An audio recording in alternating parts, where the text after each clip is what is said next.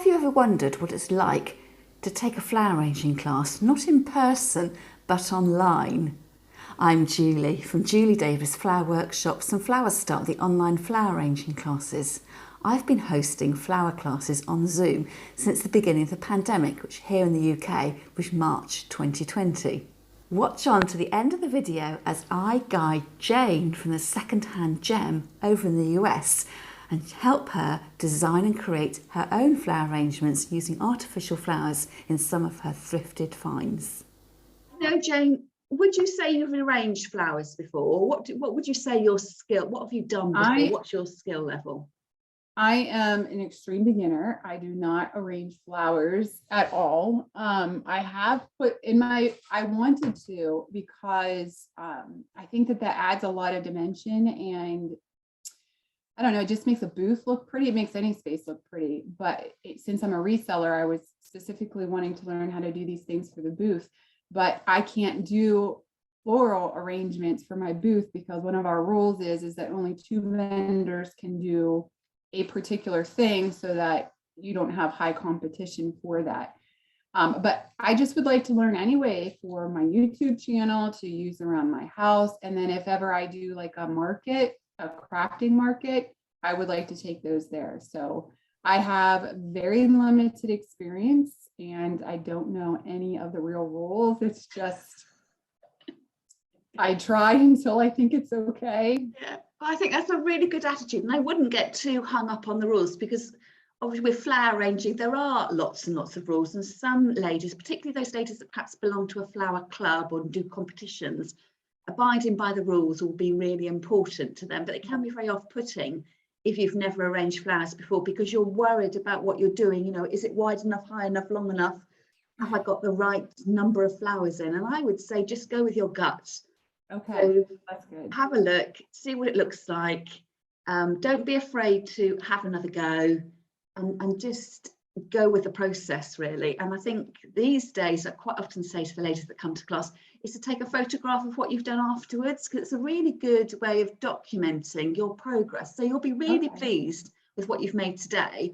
If you carry on arranging flowers and look back at your photographs, you know, in 6 months' time, you'll see that what you were really pleased about today could perhaps have been improved. I think it's a really good way of sort of, without being hard on yourself, but critically assessing what you've done as a way of learning.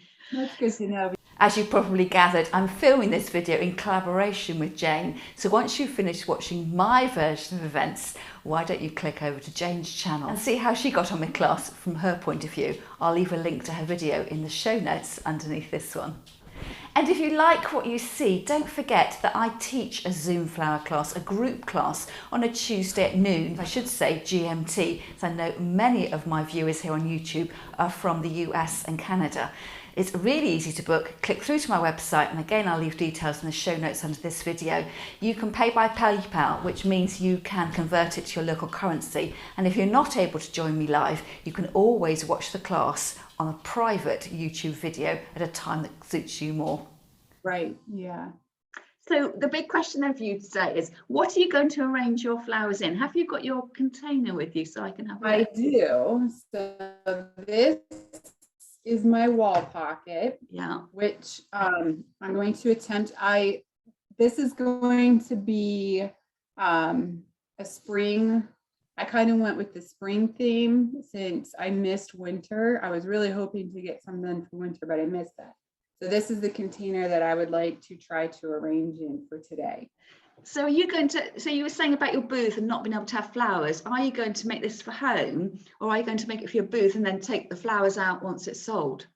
So I am going to actually try to, with the 2 metal ones, I'm going to try to use those as a gift for someone.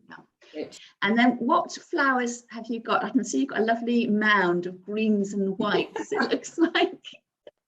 So a little bit of a test. Do you know your plant names? I know a few of them. Well, these are all from Walmart, and so they have their name on the. Oh, you're cheating. Except for this one. Oh, lovely. It doesn't have its, I didn't realize it didn't have its sticker. It ripped off somehow, but I believe these are magnolias. Yes. They look So lovely. You had mentioned a big flower, so I thought Yeah. that this could be my big flower. Yeah.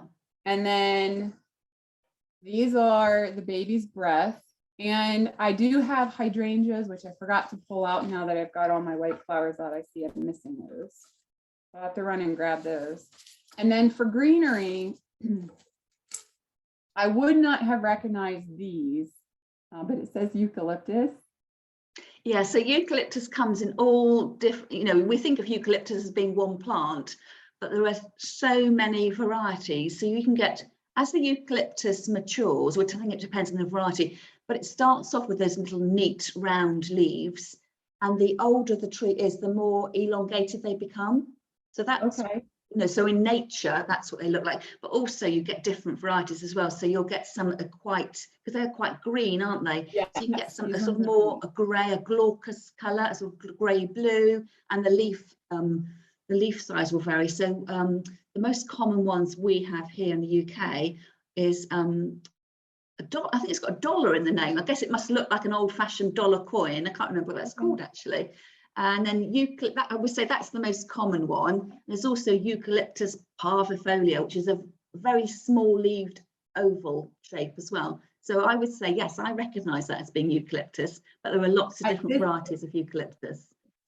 And then I also picked up, I would not have recognized this. I'm familiar with cattails. I did not know there was something called dogtails. Oh, so I'm not familiar with cattails at all.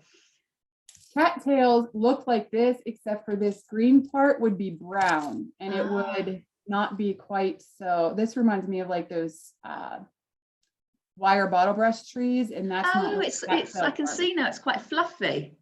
I thought it was just leaves, but yes, I can see it's quite fluffy. So it's got some nice textural interest. So that's what we're after as well in our flower arranging. Not only differences in the size of the flowers. So as you said, with your large white ones, I've probably forgotten the name of what you said it was. But it's like the small, medium, and large. You want a focal flower. You want some fine bits at the end and something in between size. But also with your greenery as well, you want contrasts in texture and shape. And it's like when you make your dinner on a plate. It's much more appetizing when you have your dinner on a plate, when it's got all those different color components and it looks inviting to eat. And of course you mustn't eat the flower arrangement, but it's that textural contrast, and it's how they sit up together makes it much more appealing and more interesting, rather than sometimes you go to a buffet party or something, it's all beige. It's the same with flower arrangement. You just don't want it all looking the same and just not very visually appealing. So it looks like you've got some really good materials there. So this is my version of a wall pocket, which I came across at a car boot fair. So it's a warning when you're doing your flower arranging, because when you do your wall pocket, when you actually get it hung on the wall, it might not sit square. So actually what I would say is when you come to make your second wall pocket, you'll probably be better off hanging it on the wall and making your arrangement on the wall. Because what you'll find is that when you've had it sitting on the table in front of you and you've made a beautiful arrangement, when you hang it on the wall, depending on how your pocket hangs normally, it might not actually hang straight. It might be that it sort of rocks forward. Right. So you just need to be sure that it looks as good hanging up as it did when you were working with it on the table. So that might be a tip that might be useful. If you can't work out why it doesn't look so good, it may be because when you've hung it on the wall, it just sort of sits at a slightly different angle. It just depends on your that makes sense. Pocket. So do that. Show me your flower foam, what you're going to arrange your flowers in. And what would you call, do you call it flower foam, or do you call it?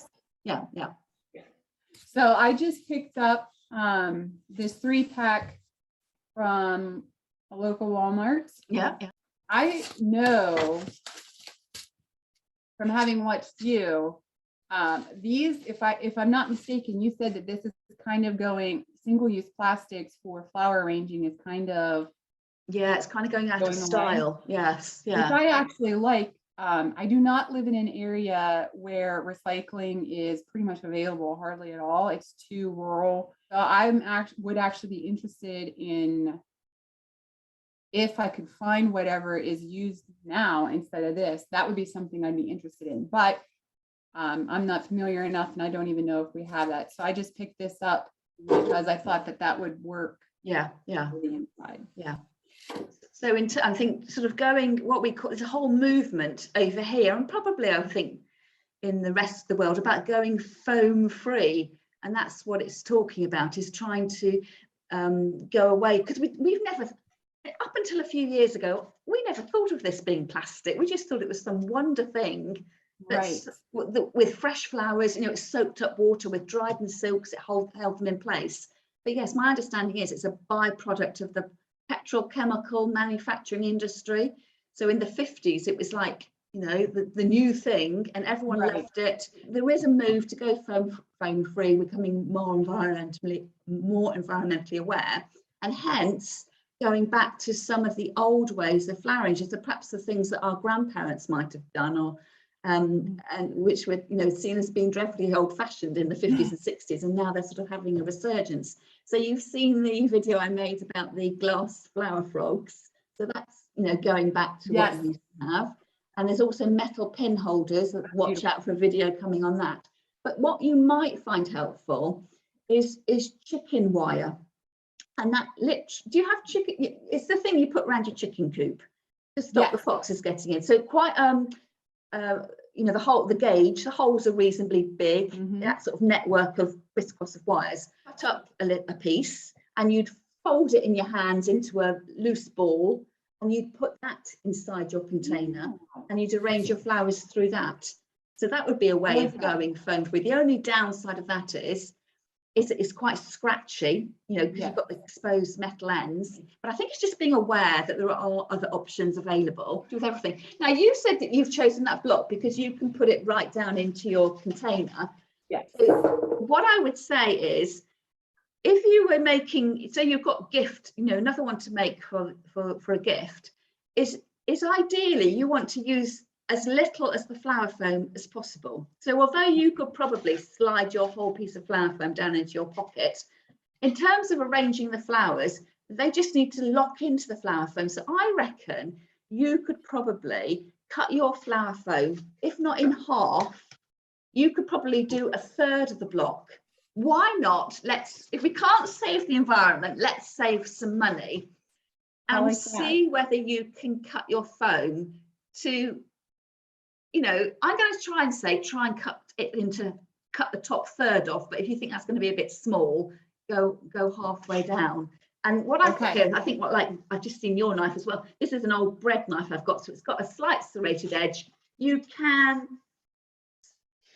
if I cut, you can saw it, but quite often I would sort of cut it, and it makes that horrible noise. And whenever you try and cut, it doesn't quite cut straight. So I've done mine, and you sort of, I don't know if you can tell on the camera there, it's not straight, it's not been a clean cut. And actually, if we were maths teachers, we'd know what the shape was, but it's certainly not a perfect cube or rectangle shape. It's gone a bit wonky, but that doesn't matter, because it's going to be hidden down inside your container. So let's have a look at how you're putting that in. So I would say put it in the other way. So you got, this way?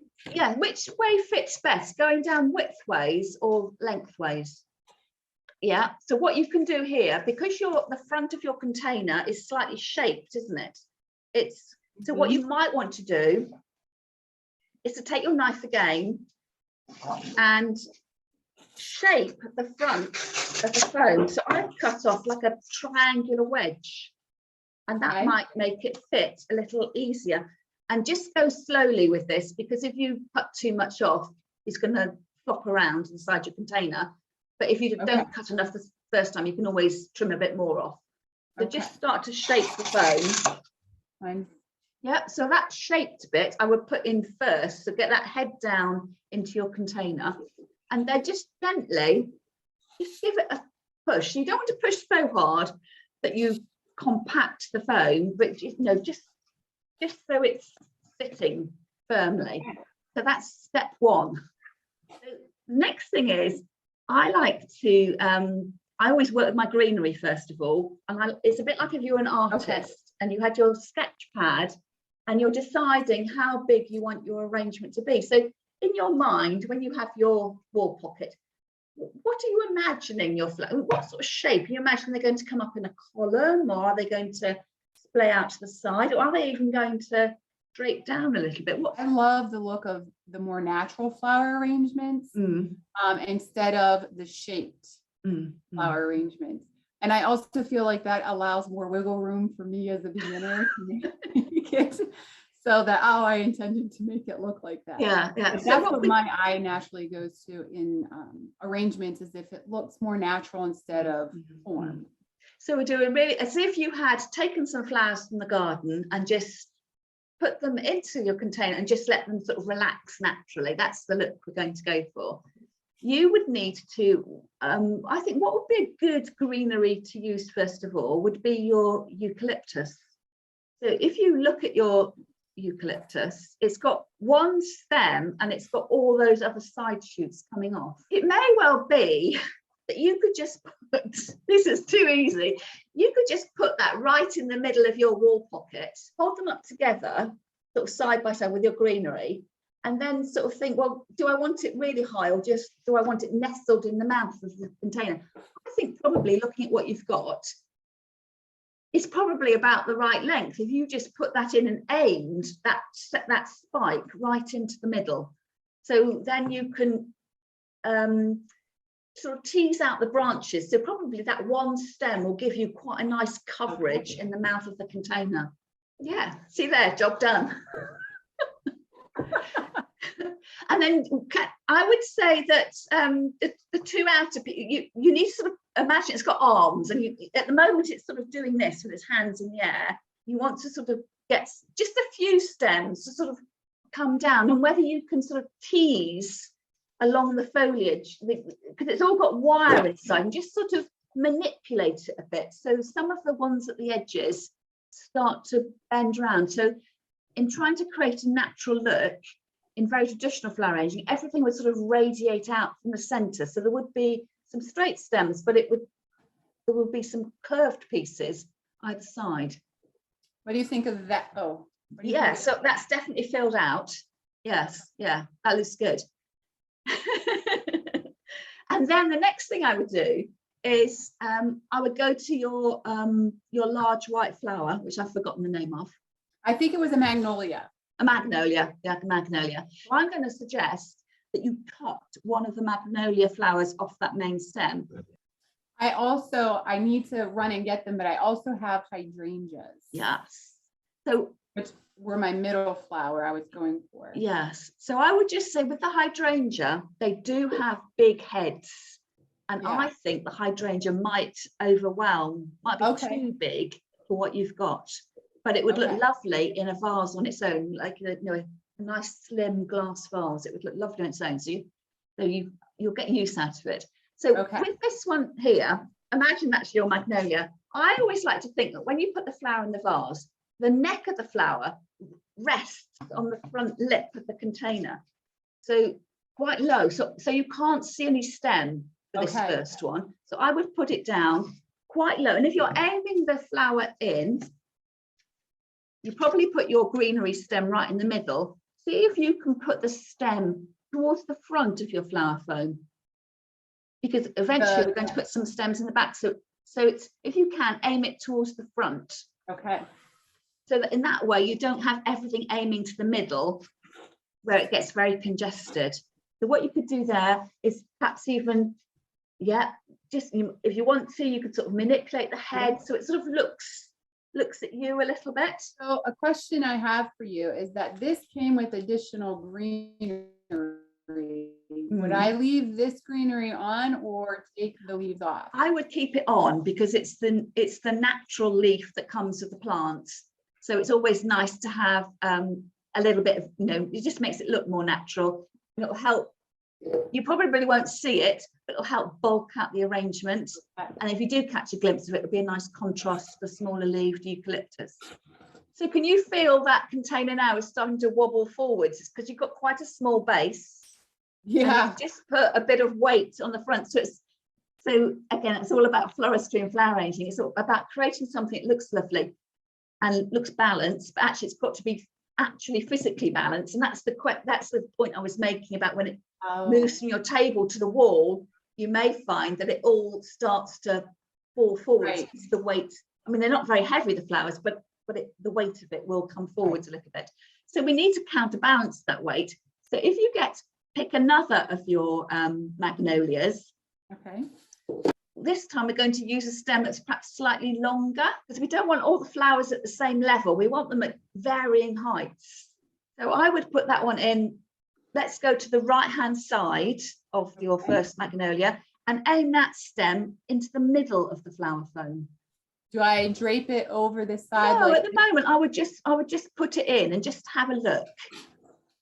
Lovely. And then you're going to get another one and put it on the left-hand side. But what I want you to do here is, I don't want you ending up with two flowers creating a line. You need to have, you've got one flower here where my mouth is, right, one flower where my eye is, and the next one, just have it a little bit higher so that they are all at slightly different heights.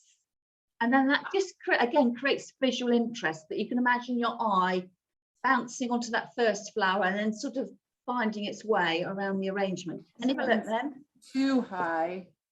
Do you think that's too high? Hold it back a little bit. Well, let's not say it's too high at the moment. Let's leave it, because the thing is, if you don't want to be pushing it in, pulling it out, foam's going to break up. So let's just leave it as it is at the moment. Okay. And then come in with the next flower. So what was the next flower that you had? That was the baby's breath. Baby's breath. Mm-hmm. So what you want to do is you want to fill in the gap. So you've got 3 flowers. Right. Between each of those 3 flowers, you've got a gap. So I would put some baby's breath in each of those gaps. And again, making them all different heights. Would you recommend that I cut each individual stem off or use the whole pick? So how many picks have you got? I have, I think, 5 different ones. Yeah. So let's have a look.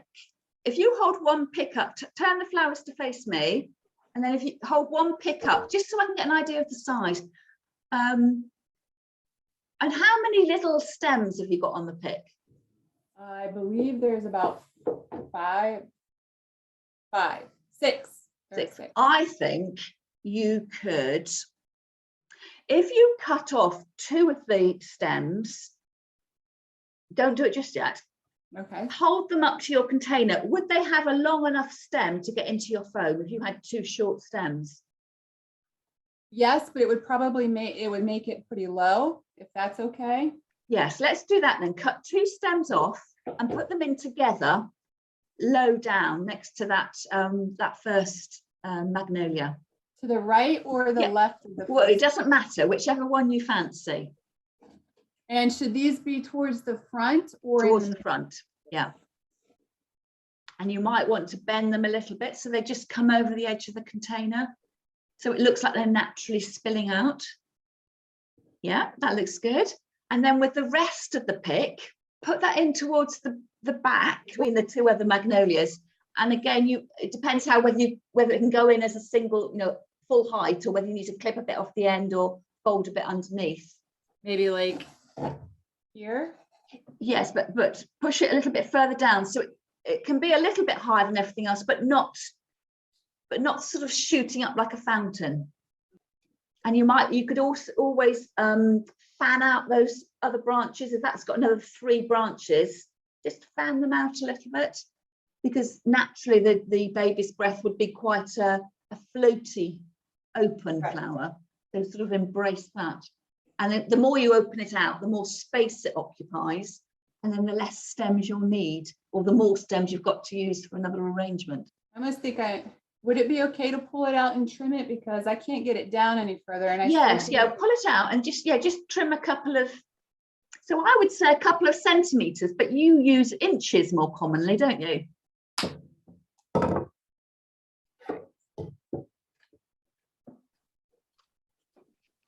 That's much better. Good. And now you'll see when you look at it that it needs some more baby's breath on the left hand side. Right. Your 3rd placement. So this one needs to be not as short as the one at the front, not as tall as the one at the back, but in between size. Should I just use 2 or should I use a whole pick again? I don't think use the whole because it's going to look too visually heavy on that one side. 2 or 3, I would think. Okay. Again, you might want to splay those out, perhaps get those to sort of fall over the edge, the front of the container a little bit. Very good. And then I would say with your dog's tails, I would then separate those out into lots of the individual stems. Would be nice just sort of dotted through the arrangement. So some at the front, some in the middle, some at the back, but at different heights. So shorter at the front, a little bit shorter at the front, middle-sized in the middle, and a little bit taller at the back. All right, my tallest one in the back. And they're a nice contrasting colour. They look to me as if they're quite a sharp yellowy green. So it looks quite nice as a complement to the, I mean, greens and whites, a really sophisticated colour combination. And then having that, the yellowy just lifts it up a little bit. So it looks Okay. lovely. I was really concerned. I remembered you had said, you know, like the different size flowers, looking for texture and variety. But these were the ones I was nervous because I feel like the rest is a cooler color. And then this one's like your yellows. So I had to hold them all together to see whether. Yeah, and it may be that you don't like it, but you've got the option when you've lived with it, you put it up on the side when you finish. And if you don't like it, of course, you can always pick them out. You could always get your spray paint out with a bit of spray white and just dull the colour down a bit. So the fluffy tails are quite long, aren't they? Yeah. You might decide to push them much further down so that you're just seeing the top half rather than the full length. What I like about those is that the the metal container looks quite heavy, although it's not. The flowers are quite large, the magnolia, and then you can imagine when the breeze comes through, it's just all wobble, and that's the natural movement, and it makes it nice contrast to everything else you've got there. I still feel, what do you think, that this side looks a bit bare at the back, in which case if you've got some more of the baby's breath, you could always tuck some in that. Yes, when you turn to the side, I can see it's very green, so perhaps another bit of the baby's breath. So you're going more than 3 placements, but that doesn't matter. That's what I say about not being brave enough to break the rules. So if you think it looks wrong, just add another stem there. I don't think I could have done this on my own, but walking through your class, this has been very easy, and I feel as if it's not. I actually think it looks good. That's good. This has been so easy to do. Okay, what do you think? Yes, I think it's a good spot. I think it looks really good with that extra bit of baby's breath. So a bit more dog's tail. I would, if you've got them. The thing is about having 4 in it. I mean, we talked about having 3s. The thing about having 4 is that your temptation with your eye is to make it into a square. So you're kind of looking for a square. And everything in flower arranging, we want to have movement and sort of a rhythm. So it's sort of, your eye wants to go around in circles. So I would say I would put 5, a 5th piece in or a 6th piece in, just to break up that squareness in the middle. What do you think? I think that looks really good. Yeah. So I would say probably that's as much as we need to do for the purposes of this video. But as to whether you actually think you're finished, that's down to you. So if you've got more flowers, you might want to add more flowers in, or you might think, oh, actually, I like it as it is. So I think you've done a really good job. Thank you. I'm not going to touch. I'm not going to do anything else. I'm 100% satisfied with how that turned out. That's good. Here's the problem: is that usually I'm just like, oh, I'm going to gift these things, and then you tend to like it or sell, and then you tend to like it so much. Yeah. I really am pleased with that. But then you can use that one as the template for the second one, and just don't rush at it, and don't think it all has to be done in one sitting. You know, you could just pick it up and put it down as you choose. The flowers aren't going to die, so don't put yourself under pressure. And if all else fails, you carefully take all the stems out, go and have a cup of tea, and then come back and start again. Well, this was so much fun. Oh, good. And you are a very good teacher. Oh, thank you. I am very thoroughly pleased with how that turned out. And I'm sure it'll even go faster as I get better at this, but didn't take very long at all to create. No, and I think you could do it faster. I mean, we weren't talking. Honestly, you'd do that in 15 minutes, less than 15 minutes probably. Well, thank you so much. I really You're welcome. appreciate doing that. This was such a fun collaboration. Yes, yeah. So shall we say goodbye then? And there we are at the end of class. It sounded like Jane really enjoyed herself and the arrangement she made was really quite stunning. Let me know in the comments how many marks out of 10 you'd award Jane, and let's give her a little bit of encouragement. I forgot to say during the video that if you're interested in having a one-to-one class, do get in touch with me, and my email address is julie@juliedavisflowerworkshops.co.uk. I'll leave that detail in the show notes underneath the video. You can either book a private class with me, or you can join one of my group classes which take place on Tuesday at noon. That's all for me for now, and I'll see you next time.